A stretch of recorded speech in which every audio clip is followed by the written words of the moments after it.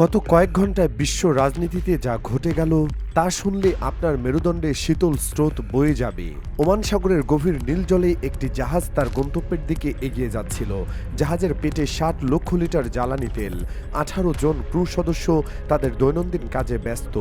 কেউ হয়তো পরিবারের কথা ভাবছিল, কেউ হয়তো ঘরে ফেরার দিন গুনছিল, কিন্তু তারা জানতো না মাত্র কয়েক মিনিটের মধ্যেই তাদের জীবন চিরকালের জন্য বদলে যাবে। হঠাৎ করেই ইরানি রেভলিউশনারি গার্ডের কমান্ডো দল জাহাজটিকে ঘিরে ফেলল। মুহূর্তের মধ্যেই জাহাজটি আটক হলো, আর সেই ১৮ জনের মধ্যে রয়েছেন বাংলাদেশের নাগরিকরাও। এই ঘটনাটি শুধু একটি বিচ্ছিন্ন ঘটনা নয়, এটি বিশাল দাবার খেলার ছোট্ট একটি চাল মাত্র।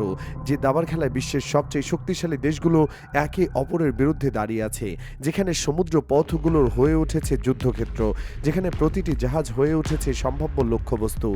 কয়েকদিন আগের কথা মনে করুন, ভেনেজুয়েলার উপকূল থেকে রাশিয়ার একটি তেলের ট্যাঙ্কারকে যুক্তরাষ্ট্র ধরে নিয়ে গেল। আন্তর্জাতিক জলসীমায় একটি সার্বভৌম দেশের জাহাজকে আরেকটি দেশ জোর করে আটক করে নিয়ে যাচ্ছে। এটা কি যুদ্ধ ঘোষণার সমতুল্য নয়? রাশিয়া চুপ করে বসে থাকেনি, পাল্টা জবাব এসেছে ইউক্রেনের ওডেসা উপকূলে। সেখানে তুরস্কের একটি জাহাজে হামলা চালানো হয়েছে। তুরস্ক ন্যাটোর সদস্য, মানে পরোক্ষভাবে ন্যাটোর জাহাজে আক্রমণ হয়েছে। আজ সকালে আরও ভয়ঙ্কর খবর এসেছে কাস্পিয়ান সাগর থেকে। ইরানের কাস্পিয়ান সাগর অঞ্চলে রাশিয়া এবং ইরানের দুটি জাহাজে হামলা হয়েছে। কে এই হামলা করলো, কার স্বার্থে এই হামলা এখনও পরিষ্কার হয়নি, কিন্তু একটা জিনিস পরিষ্কার হয়ে যাচ্ছে, বিশ্বের সমুদ্র পথগুলো আর নিরাপদ নেই।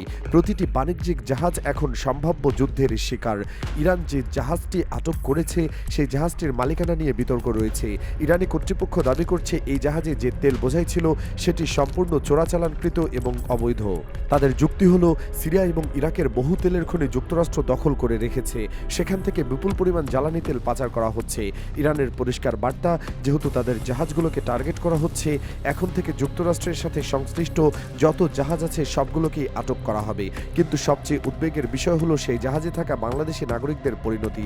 আন্তর্জাতিক সংবাদ মাধ্যম এবং বাংলাদেশের সংবাদ মাধ্যমগুলো নিশ্চিত করেছে যে আটক জাহাজ বাংলাদেশের নাগরিক রয়েছেন, কিন্তু কতজন বাংলাদেশি সেই জাহাজে ছিলেন, তাদের বর্তমান অবস্থা কি, তারা কোথায় আছেন, এসব প্রশ্নের উত্তর এখনো মেলেনি।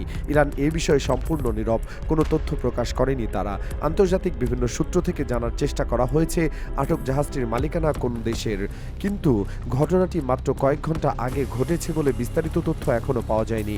জাহাজটি কোন দেশের জন্য কাজ করছিল, কোথায় এই তেল যাচ্ছিল, এসব প্রশ্নের উত্তর এখনো অজানা। তবে একটা সুবিধার দিক হলো বাংলাদেশের সাথে ইরানের সম্পর্ক অত্যন্ত ভালো এবং সৌহার্দ্যপূর্ণ। ওআইসিভুক্ত দেশ হিসেবে দুই দেশের মধ্যে দীর্ঘদিনের সম্পর্ক রয়েছে। এছাড়াও D8 সদস্যের দেশ হিসেবেও দুই দেশের যোগাযোগ রয়েছে। কূটনৈতিকভাবে বাংলাদেশের জন্য তার নাগরিকদের সেখান থেকে নিরাপদে ফিরিয়ে আনা খুব একটা কঠিন কাজ হওয়ার কথা নয়, কিন্তু সেজন্য দ্রুত পদক্ষেপ নেওয়া জরুরি। তেহরানে বাংলাদেশের যে দূতাবাস রয়েছে তাদের এখনই সক্রিয় হওয়া প্রয়োজন।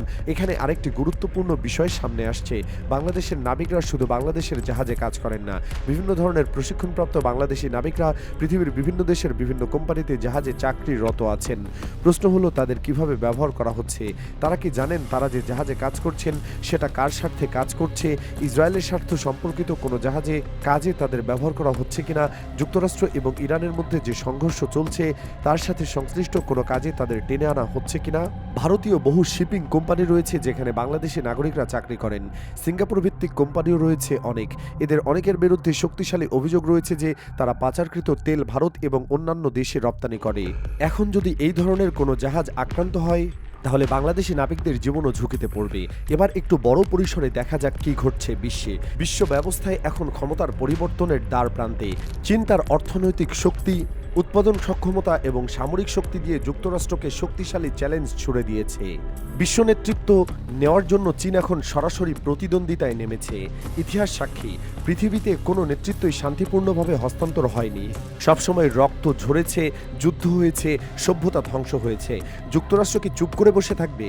অবশ্যই না।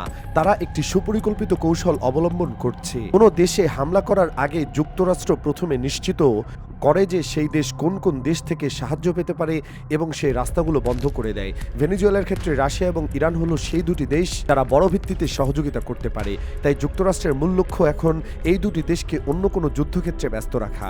ইরানের জাহাজে আক্রমণ, রাশিয়ার জাহাজ ধরে নিয়ে যাওয়া, অভ্যন্তরীণ ইস্যুতে উস্কানি দেওয়া, এই সব কিছুর উদ্দেশ্য একটাই, রাশিয়া এবং ইরানকে তাদের নিজেদের সমস্যায় জড়িয়ে রাখা, যাতে তারা ভেনেজুয়েলাকে সাহায্য করতে না পারে। একইভাবে চীনকে ব্যস্ত রাখতে তাইওয়ান ইস্যুকে কেন্দ্র করে তাদেরকে আরও উস্কে দেওয়া।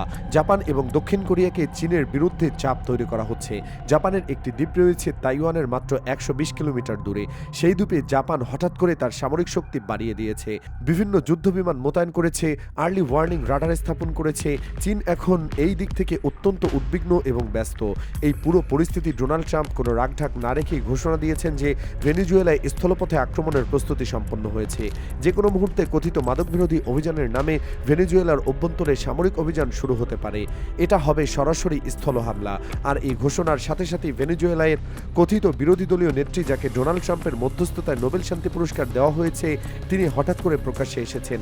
এতদিন তিনি গোপন অবস্থানে ছিলেন, কিন্তু স্থল হামলার ঘোষণা আসার সাথে সাথেই তিনি বিভিন্ন ভিডিও বার্তা দিতে শুরু করেছেন। তিনি দেশের মানুষকে আহ্বান জানাচ্ছেন যুক্তরাষ্ট্রকে সহযোগিতা করতে। এখানে একটি গভীর প্রশ্ন উঠে আসে, একজন মানুষ যিনি শান্তিতে নোবেল পুরস্কার পেয়েছেন, তিনি কিভাবে তার নিজের দেশের মানুষকে যুদ্ধে ঝাঁপিয়ে পড়তে বলতে পারেন? তিনি চাইছেন যুক্তরাষ্ট্র ভেনেজুয়েলা দখল করুক, নিজের দেশের বিরুদ্ধে যুক্তরাষ্ট্রের স্বার্থে তিনি দাঁড়িয়েছেন। আর এজন্যই হয়তো তাকে নোবেল পুরস্কার দেওয়া হয়েছে। নোবেলের শান্তি পুরস্কার সবসময় বিতর্কিত। বারাক ওবামাকে মনে করুন, তিনি পৃথিবীতে যুদ্ধ চালিয়েছে, আফগানিস্তানের যুদ্ধের অন্যতম পৃষ্ঠপোষক ছিলেন তিনি, অথচ তাকেও শান্তিতে নোবেল পুরস্কার দেওয়া হয়েছে। এই পুরস্কারটি যেন শুধু তাদেরই দেওয়া হয় যারা যুক্তরাষ্ট্রের স্বার্থ রক্ষা করে। এখানে ইরানের আটক বাংলাদেশি নাগরিকদের বিষয়ে একটু গভীরভাবে ভাবুন। এই মুহূর্তে তারা কোথায় আছেন? তাদের সাথে কী ধরনের ব্যবহার করা হচ্ছে? তাদের পরিবার কি জানেন তাদের প্রিয়জন এখন কী অবস্থার মধ্যে আছেন? ইরান থেকে যেহেতু কোনো তথ্য প্রকাশ করেনি, তা উদ্বেগ আরও বাড়িয়ে দিয়েছে। তবে একটা বিষয় চিন্তা করে দেখুন, ইরান জাহাজটি আটক করেছে বলে হয়তো বাংলাদেশি নাগরিকদের জীবন নিরাপদ আছে, কারণ ইরান কমান্ডো অপারেশনের মাধ্যমে জাহাজটি আটক করেছে। কিন্তু যদি এই কাজ ইসরায়েল করত তাহলে কি হতো? তারা কিন্তু কোনো কমান্ডো অপারেশন করতো না, তারা সরাসরি মিসাইল হামলা চালাতো অথবা ড্রোন হামলা করত। সেক্ষেত্রে জাহাজে থাকা সবার জীবন ঝুঁকিতে পড়তো। বাংলাদেশি নাগরিকদের জীবনের ঝুঁকি অনেক বেশি হতো। এখান থেকে একটা শিক্ষা নেওয়া দরকার। বাংলাদেশি নাবিকদের সতর্ক থাকতে হবে, তারা কোন জাহাজে কাজ করছেন, সেই জাহাজটি কার জন্য কাজ করছে, কোন স্বার্থে কাজ করছে, এসব বিষয়ে সচেতন থাকা জরুরি। বৈশ্বিক যে ভারসাম্যহীনতা চলছে, যুদ্ধের যে পরিস্থিতি তৈরি হচ্ছে, সেখানে নিজেদের জড়িয়ে ফেলা বুদ্ধিমানের কাজ হবে না, কারণ কাজের থেকে জীবনের ঝুঁকি বেশি গুরুত্বপূর্ণ। পরিস্থিতি প্রতি মুহূর্তে বদলাচ্ছে। সমুদ্র পথগুলো এখন যুদ্ধক্ষেত্রে পরিণত হয়েছে। বড় শক্তিগুলো একে অপরের বিরুদ্ধে দাঁড়িয়ে আছে, আর এই লড়াইয়ে সাধারণ মানুষ বলির পাঠা হচ্ছে। আজ বাংলাদেশি নাবিকরা ইরানে আটকা, কাল হয়তো অন্য কোথাও অন্য কোনো ঘটনা ঘটবে। বাংলাদেশ সরকারের উচিত দ্রুত পদক্ষেপ নেওয়া। তেহরানে থাকা দূতাবাসের মাধ্যমে ইরান সরকারের সাথে যোগাযোগ করা উচিত। আটক নাগরিকদের সম্পর্কে বিস্তারিত তথ্য সংগ্রহ করা দরকার। তাদের নিরাপদে দেশে ফিরিয়ে আনার ব্যবস্থা করা উচিত। সময় ক্ষেপণ করলে পরিস্থিতি আরও জটিল হতে পারে। বিশ্ব এখন এক ক্রান্তিকালে দাঁড়িয়ে আছে। পুরনো বিশ্ব ব্যবস্থা ভেঙে পড়ছে, নতুন ব্যবস্থা তৈরি হচ্ছে। এই পরিবর্তনের মধ্যে যুদ্ধ এড়ানো প্রায় অসম্ভব বলে মনে হচ্ছে। সমুদ্রপথে যে সংঘর্ষ হয়েছে তা কতদূর গড়াবে কেউ জানে না। ভেনেজুয়েলা যুক্তরাষ্ট্রের স্থল হামলা কী পরিণতি বয়ে আনতে পারে তা দেখার বিষয়। চীন এবং তাইওয়ান নিয়ে পরিস্থিতি কোথায় গিয়ে দাঁড়াবে তাও অনিশ্চিত। একটা বিষয় পরিষ্কার, আগামী দিনগুলো অনেক কঠিন হতে চলেছে। বিশ্ব রাজনীতি এখন এমন এক মোড়ে এসে দাঁড়িয়েছে যেখান থেকে ফিরে আসা সহজ হবে না।